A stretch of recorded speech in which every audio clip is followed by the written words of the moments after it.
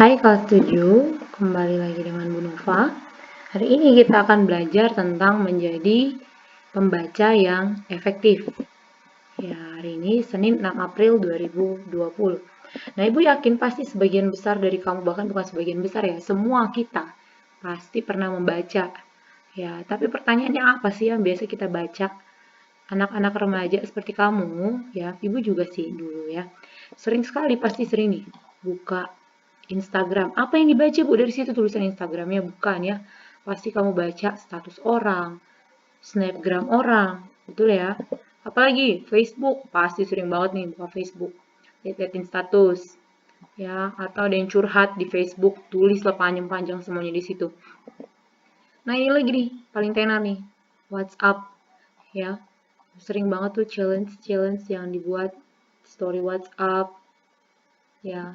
Pasti semua dari kita ya, Ibu pasti yakin semua ya. Pasti buka aplikasi ini dan baca-baca, bener ya? Bener dong, pasti iya. Ya. Nah, ternyata ada lagi satu bagian membaca yang sering kita lupakan. Padahal ini sebenarnya yang paling penting. Nah, yaitu baca buku. Ya, coba jujur siapa yang selama liburan ini ada baca buku dengan rela hati, bukan dengan terpaksa. Pasti bisa dihitung jari. Tapi kalau untuk baca apa yang ada pada 3 bagian ini, nggak usah disuruh juga langsung otomatis, bener kan? Iya, sama Bu Nova juga kadang ya. Nah, tapi perlu kita tahu sama-sama bahwa buku adalah jendela dunia, bukan Instagram jendela dunia, bukan Facebook, bukan WhatsApp.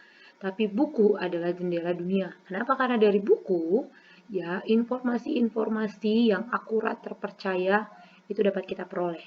Ya karena nggak sembarangan ya buku diterbitkan, itu melalui proses yang panjang. Nah, ternyata buku itu sendiri pun ada 2 kategori besar. Coba kita lihat gambarnya. Nah, ada yang begini, dan ada juga ternyata yang begini. Apa bedanya ini ya? Padahal sama-sama buku. Ya, Ibu yakin kamu sudah pasti menebak-nebak. Yang ini biasanya adalah novel, cerita-cerita karangan. Sementara yang ini dia berisi apa nih? Fakta-fakta ilmu pengetahuan ya, betul sekali ya. Nah, buku itu 2 bagian besar yang Ibu katakan tadi, yaitu buku fiksi dan buku non fiksi. Buku fiksi itu adalah buku yang berisi gagasan, ide, perasaan penulis yang bersifat fiktif imajinatif. Ya, jadi buku ini ya, buku fiksi ini dibuat berdasarkan perasaan penulis, pemikiran-pemikirannya, ide-idenya ya, dan bersifat imajinatif atau fiktif. Sehingga nggak benar-benar ada di dunia nyata, walaupun mungkin nama tokohnya bisa aja disamain, ya tapi kronologi kisah yang seperti itu belum tentu ada. Ya, karena ini adalah berisi ide-ide atau perasaan si penulis yang bersifat fiktif. Ya, ini kamu harus ingat baik-baik. Sedangkan apa itu buku non-fiksi?